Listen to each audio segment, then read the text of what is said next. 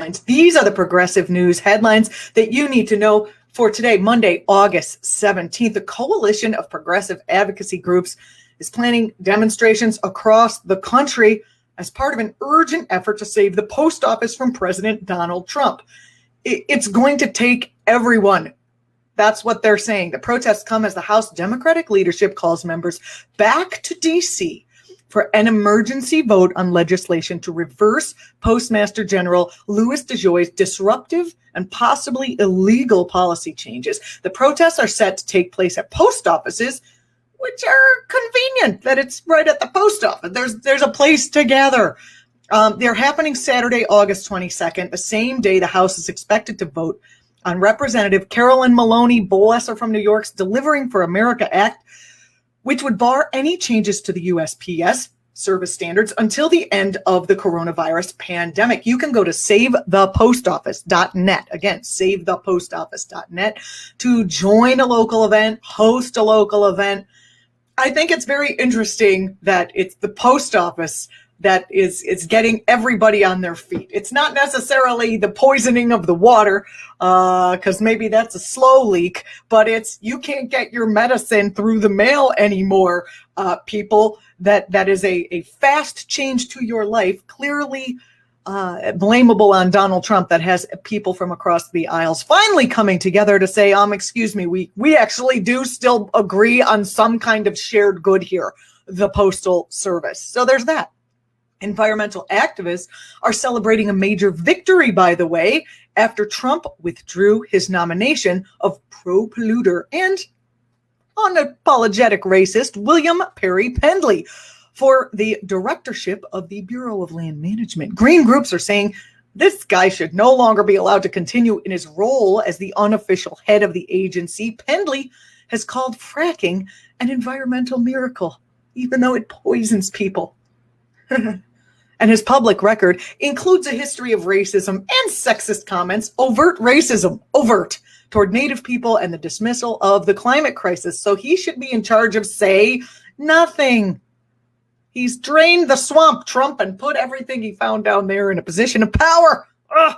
As the Democrats gear up to unseat Trump this fall, Bernie Sanders will be joining forces with Representative Ilhan Omar and a coalition of progressive organizations to host a virtual town hall next week during the DNC. And you know we are going to be covering it right here on this program here on ACT.tv. The event will feature Sanders, Omar, and a panel of progressive organizers, as well as Heather Booth, Joe Biden's campaign director of progressive and senior outreach. You can go.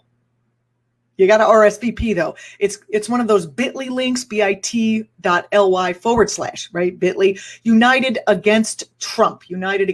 The event, which will be streamed live Tuesday, August 18th at 7 p.m., is sponsored by People's Action, Roots Action, United We Dream Action, Working Families Party, CPD Action, Black Voters Matter Fund, Seed the Vote, Sunrise Movement, Progressive Democrats of America, Our Revolution, Make the Road, and more and more and more of the groups you've come to depend on for a progressive voice and progressive push that we're going to continue to need as Biden gets elected. So we're pushing for Biden, then we're going to push Biden, right? Is that the plan here? Is that the plan? Are we all grown-ups? Because I think that's the plan.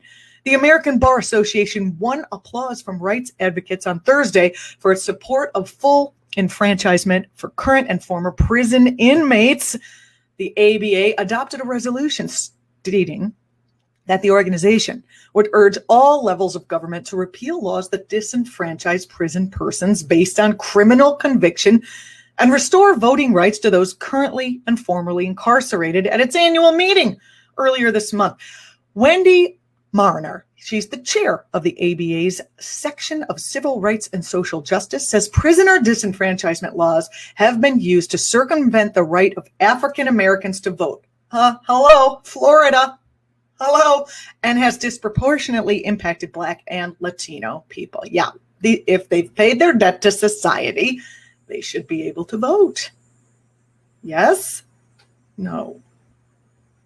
Immigrant activists in Oregon are ensnared in a legal battle with ICE after they tried to peacefully prevent the deportation of two men. Federal riot police attacked and pepper sprayed protesters and community members on Wednesday afternoon in Oregon. Can you believe it? I mean, Oregon, the land of like granola is like insane. I used to live there. They've gone nuts out there. Anyway, this happened Wednesday afternoon. The protesters went around the bus ICE tried to use to deport these two men, Arturo Cruz Sanchez and Marco Zeffirino Rios. A federal judge Thursday denied a request for an emergency temporary restraining order on the detention of the men filed by Innovation Law Lab and Immigrants' Rights Advocacy Group. You can join the ACLU in calling for the dismantling of the Department of Homeland Security so they can no longer terrorize our communities.